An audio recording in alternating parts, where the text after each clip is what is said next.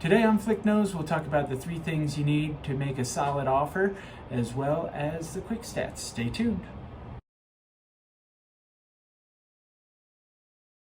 Hey everybody, thanks for checking back in for another episode of Flick Knows here. We got the quick stats, and then I wanted to just chat with you. We've been through this before last spring. If you're a long-time watcher of Flick Knows, you probably heard me talk about this before, but it's worth reviewing again as we're heading into the fall here, about what you need to have for an offer, an appropriate offer. Let's real quick hit the quick stats. New listings in the last 7 days, 13 new listings, pending 45, pending sold 78, and then price reduced 12. So, pending still outpacing the new properties on the list. And then, of course, we're seeing the active listings going down now as we have fewer properties hitting the market. So September of 21, so last month we ended with 890 active listings. And then we ended October of 20 a year ago at 878. Those are kind of on par with each other. But today we are at 777 active listings. I think we're down. We were in the mid 8s there for a little bit. And that's kind of about where we peaked this year, and now we're starting to chew into the existing inventory as we head into winter, which is kind of typically what happens. I'd like to see a few more properties coming on the market here before the holiday season, and typically we do.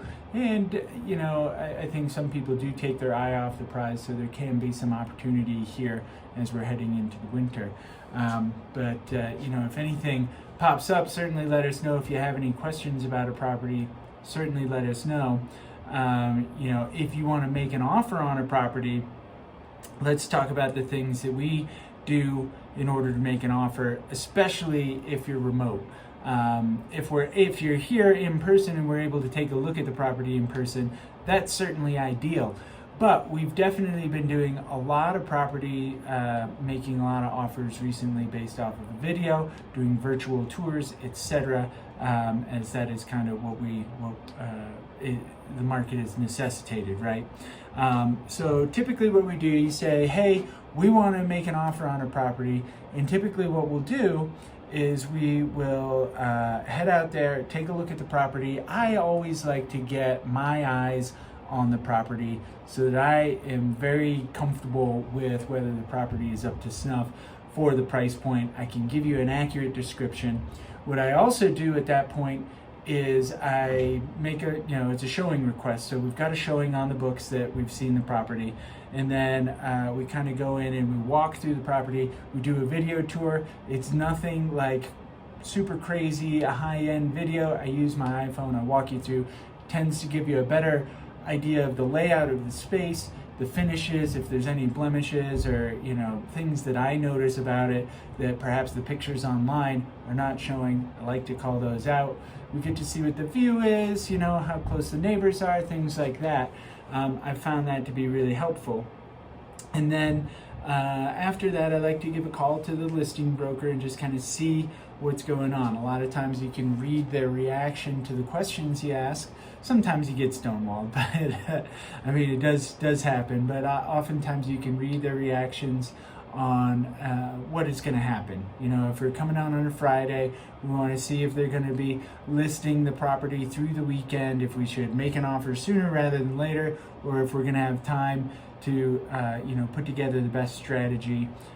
We ask questions about escalation clauses. We ask questions about how many other offers, how much activity.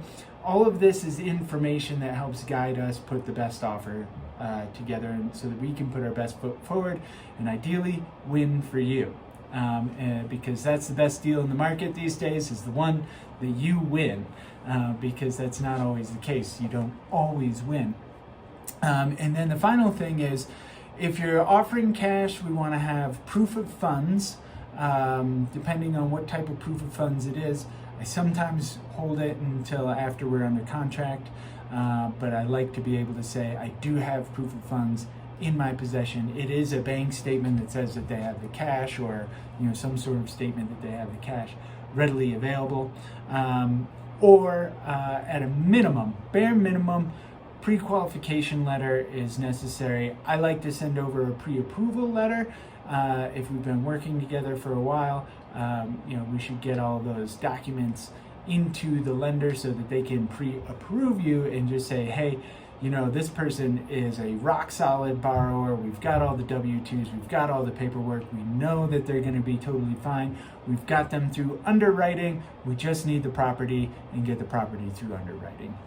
That is one step further than the pre-qualification.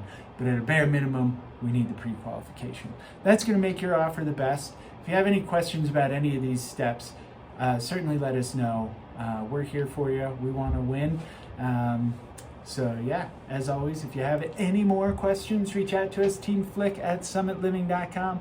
We're here for you, and we'll see you next week for another episode of Flick Knows. Talk to you soon.